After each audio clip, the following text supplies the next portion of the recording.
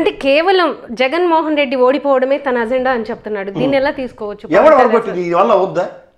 నేను ఓడగొట్టలేదు. ఇలా సినిమాల్లో కనుకుంటారు లాస్ట్ క్లైమాక్స్కి వెళ్ళి వెళ్ళని తనేస్తే అయిపోద్దని బుర్ర తక్కువ ఐడియాలు. ఆ త్రివిక్రమ్ లాంటి వాడు ఐడియా ఇస్తాడు, క్లైమాక్స్లో ఫైట్ అవుతుంది అనుకుంటాడు. ఓ ఎరిమాలకు ప్రజల గుండెలు గెలిస్తేనే ప్రజల దగ్గర ఉన్న ఆయుధం ఓటు అనే ఆయుధంతో నిన్ను ఓ ప్రజానాయకుడిగా ప్రతిష్ఠిస్తారు. ఆ ప్రతిష్టకి ప్రాణ ప్రతిష్టకి జగన్మోహన్ రెడ్డి సిద్ధంగా ఉన్నారు. మీరు సిద్ధంగా ఉన్నారని అడుగుతున్నాడు. అది తప్పని మాట్లాడతారు మీరు. ఇప్పుడు పిఠాపురం సిచ్యువేషన్ తీసుకుంటే ఇటువైపు వంగగీత, అటువైపు పవన్ కళ్యాణ్ ఇద్దరు పోటీ పడుతున్నారు.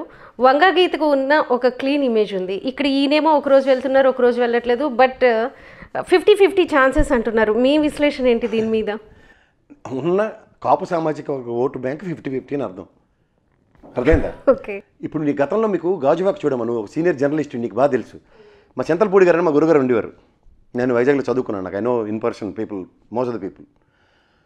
కరెక్ట్గా 1,00,000 మంది సభ్యత్వ నమోదులు, 1,00,000 మంది తన పక్క ఉన్నారనే భరోసా తెచ్చుకోగలిగాడు. గ్యారంటీ గెలుస్తాడు అన్న దగ్గర. ఇలా టక్కన పారాచూట్ వేసుకుని గెంతాడు అక్కడ పవన్ కళ్యాణ్. అత్తెర నువ్వు వెళ్ళి పెందరు తెల్లాడుకో, నేను ఇక్కడ గెలిచేస్తాను, అది ఇది అని. తర్వాత అక్కడ రెల్లి సామాజిక వర్గం ఎక్కువ. మీరు కావంటే చూడండి, అంటే మాటకు మధ్యలో ఎక్కడ పుడితే బాగుండు, ఆడ పుడితే బాగుండు పొగడి కబుర్లో ఆ రెల్లి సామాజిక వర్గం గురించి కూడా 25 పైసలు మాట్లాడు. దేనికి అనుకున్నవాడు? గాజువాకలో కలకల్లాడుతున్న నోటు బ్యాంక్ అది. అంచేది ఇలాంటి బుద్ధి తక్కువ ఐడియాలో నీకే తెలియతేట్లుంటే పుట్టిన కాడి నుంచి ఉన్న రాజకీయాలు అతిరథ మారదు వాళ్ళకెలా ఉంటాయి. వాళ్ళ సినిమాలలాగా మడతెట్టి కొట్టే కార్యక్రమానికి రెడీగా ఉన్నారు. ఇప్పుడు ఏమవుతుందంటే కేవలం అక్కడ సామాజిక వర్గ పరిరక్షణ కోసం అక్కడ ఉన్న కలకల్లాడుతున్న ఆ ఓటు బ్యాంక్కి మనం తీసేసుకోవచ్చు, మనకు గెలిచేస్తామన్న ఒక అపోహలో ఉన్నాడు. ఈ ఎర్రిమలం కలకలకి తెలియవలసిన విషయం అంటే వీళ్ళ అన్న ఆయనలోనే ఒక వికృత రాజకీయానికి తెరలేపారు ఆ సామాజిక వర్గ పరంగా. తెలుగుదేశం, కాంగ్రెస్లో ఉన్న అతిరథ మహారథులందరూ సామాజిక వర్గ పరిరక్షణ కోసం ప్రజారాజ్యం పార్టీలో జాయిన్ అయిపోయారు. ఆ తర్వాత ప్రతి పార్టీ ఒళ్ళు దగ్గర పెట్టి వాళ్ళ ప్రయారిటైజేషన్స్లో ఆయా సామాజిక వర్గాన్ని పరిరక్షించుకోవడం తెరలేపుకున్నారు. ఇప్పుడు ఉదాహరణకు వైఎస్ఆర్సీపీ తీసుకో, తెలుగుదేశం తీసుకో. చంద్రరాజప్ప లాంటివాడికి డిప్యూటీ సీఎం ఇచ్చారు తెలుగుదేశంలో కూడా. ఇప్పుడు కూడా డిప్యూటీ సీఎం పదవుల్లో ఎంతమంది కాపు సామాజిక వర్గాలు ఉన్నారో చూడండి, వాళ్ళ స్థాయిలు ఎలా ఉన్నాయో. ఆ పరిసర ప్రాంతాల్లో ఉన్న సామాజిక వర్గాలకి ఎంతమందికి ఎక్కువ ఓట్లు, సీట్లు ఇచ్చారో చూడమనం. ఈ తెంగరమేళం కనీసం ఆ సామాజిక వర్గానికి ఓట్లు ఇచ్చుకోవడం, సీట్లు ఇచ్చుకోవడం కూడా రాదు.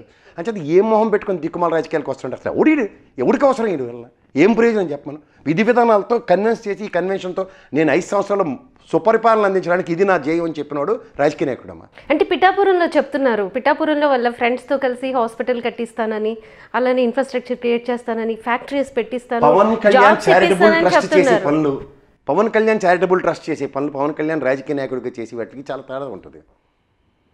It is a పూలహారమేనమ్మా.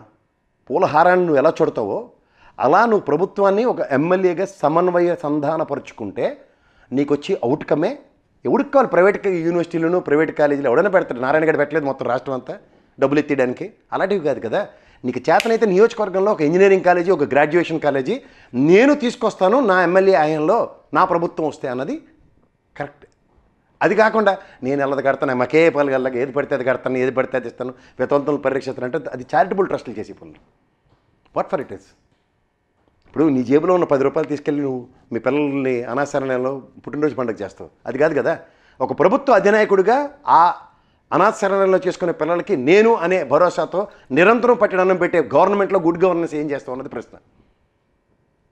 నీకు అర్థమవుతుందా? ఇప్పుడు ఆయన చెప్పేది ఏంటంటే నేను నా బర్త్డే అక్కడ వెళ్ళి చేసుకుంటాను, అక్కడ ఇచ్చేస్తాను, ఒక చారిటబుల్ ట్రస్ట్ ప్రకారంగా ఒక కాలేజీ కడతానంటాడు. అది కాదు కదా నాకు కావాల్సింది.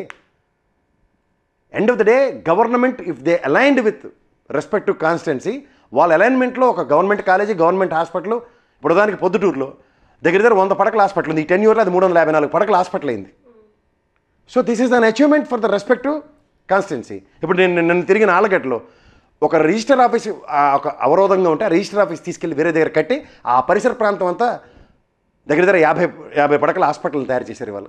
This is an achievement by the respect MLA.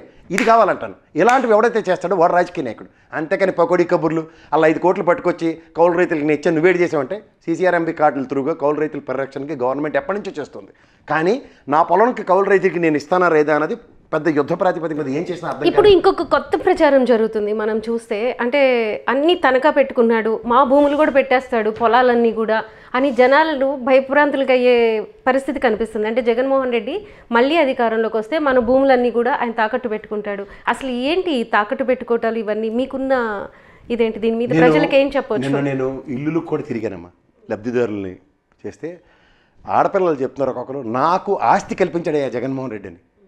నేను ఒక హైవేకి అనుకున్న ఆలగడ్డలో చూస్తున్న ఇల్లమ్మ, పక్కన వెంచర్లు ఉన్నాయి, 7 లక్షలు సెంటున్నర భూమి ఇచ్చాడమ్మా. 10 లక్షల ఆస్తి ఇచ్చిన తర్వాత గవర్నమెంట్ పరంగా అక్కడ రాయితీ కడుతున్నారు ఇల్లు.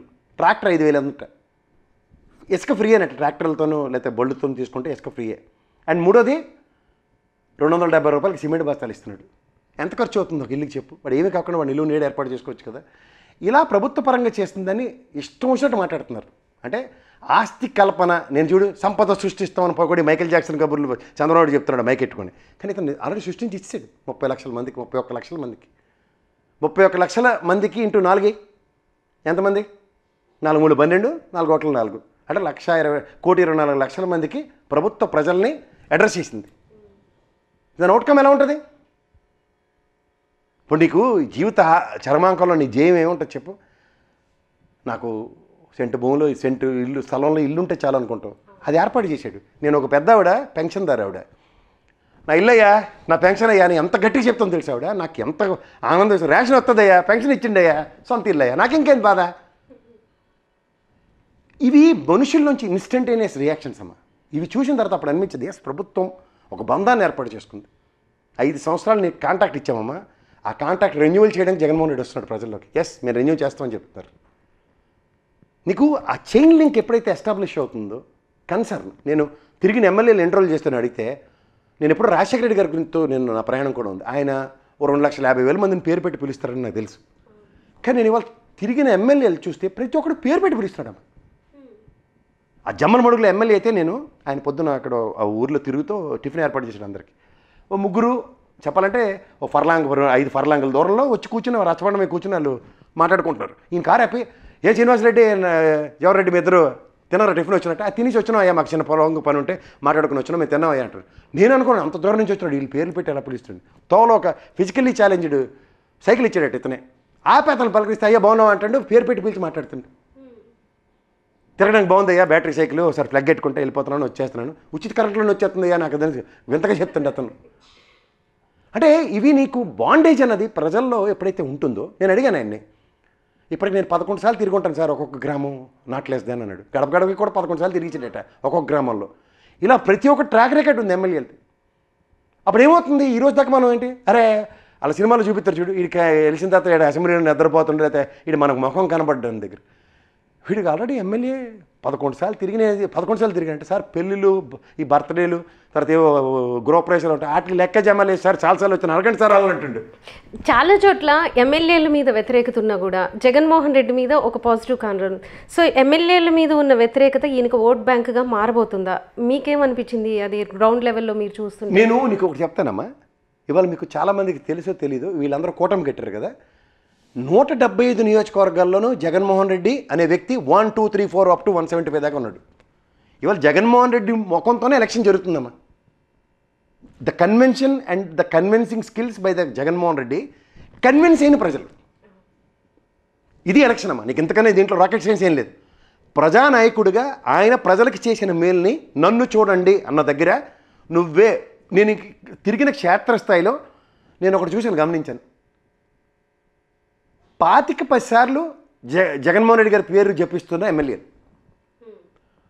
ప్రజలు మా ఎమ్మెల్యే సారు మా జగన్మోహన్ రెడ్డి అన్న ఇచ్చారు అని చెప్తున్న ప్రజల్ని నేను గమనించాను. సో అప్పుడు నాకు అనిపించింది ఏంటంటే 175 జగన్మోహన్ రెడ్డిలతో ఈ అపోజిషన్ పార్టీలు ఫైట్ చేస్తున్నాయని. ఒక్కడ కదయ్యా బాబు, నువ్వు 175 మొక్కలు పెట్టుకుని వచ్చిన జగన్మోహన్ రెడ్డి అని నాకు అనిపిస్తుంది.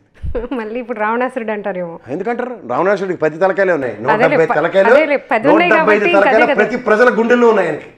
ఇది గ్రహించండి. ఇప్పుడు మీకు మాట చెప్పను, ఆయన చెప్తున్నాడు చూడండి, గాంధీవో ఎక్కుపెట్టిన అర్జునుడికి వెనకతలో ఉన్నవాడు కృష్ణ పరమాత్ముడు. కృష్ణ పరమాత్ముడు రూపంలో ఉన్న ప్రజలు ఆయనకున్నారు.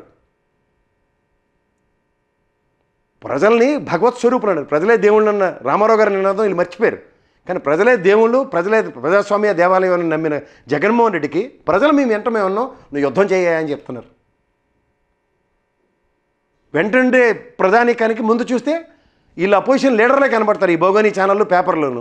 వాళ్ళతో యుద్ధం చేయడానికి జగన్మోహన్ రెడ్డిని ప్రజలు పంపిస్తున్నారు. నీకు ఇది గమనించవా?